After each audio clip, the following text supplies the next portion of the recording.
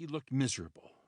He had lost at least 75 pounds. His pallor was gray, and his scruffy stubble beard failed to camouflage the crevices and lines of his swollen face. In court, Harvey would settle into a low-backed leather chair, flanked by his 5 lawyers, at a table facing Judge James M. Burke on his elevated platform.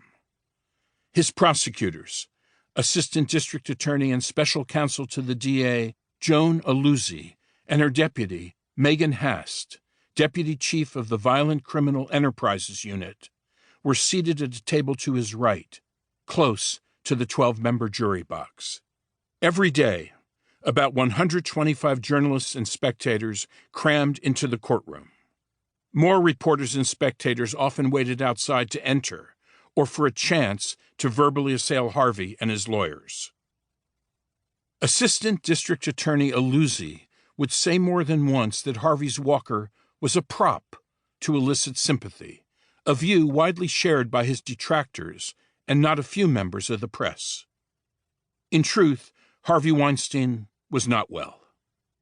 After a car accident in 2019, he had been dragging his right foot for a solid year, and his back was operated on days before the trial began to ease pain and correct spinal stenosis and drop foot.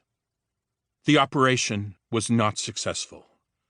He also suffered from high blood pressure, elevated cholesterol, chronic diabetes, a weak heart, and he was receiving what his lawyer described as shots in his eyes to treat macular degeneration.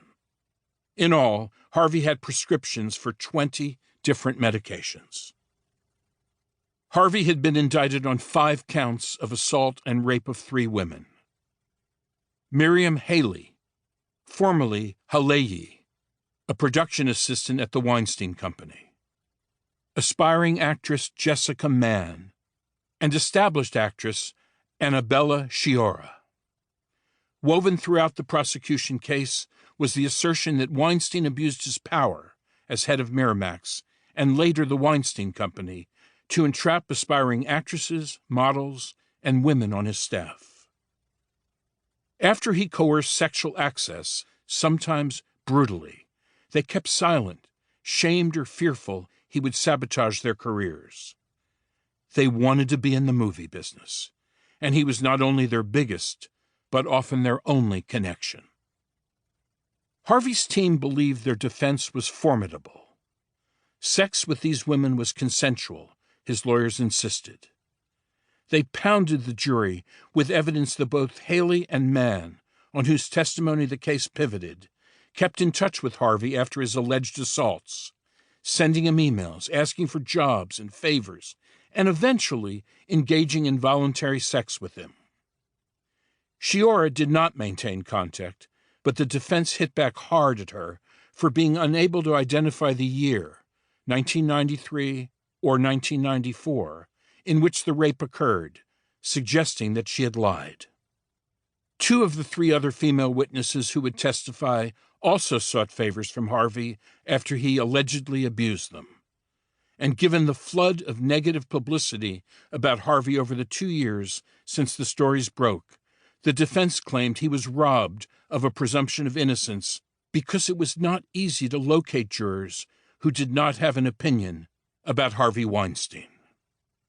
Just over 1/3 of the approximately 600 potential jurors screened by Judge Burke in the courtroom prior to the trial were excused when they said they could not be impartial.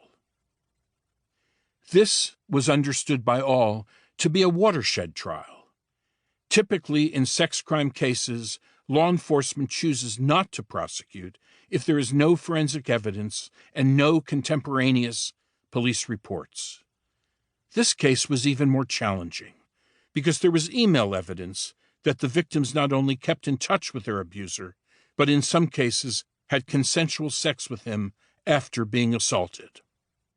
By pursuing this case, District Attorney Cyrus Vance was seeking to enlarge opportunities to prosecute sex crimes.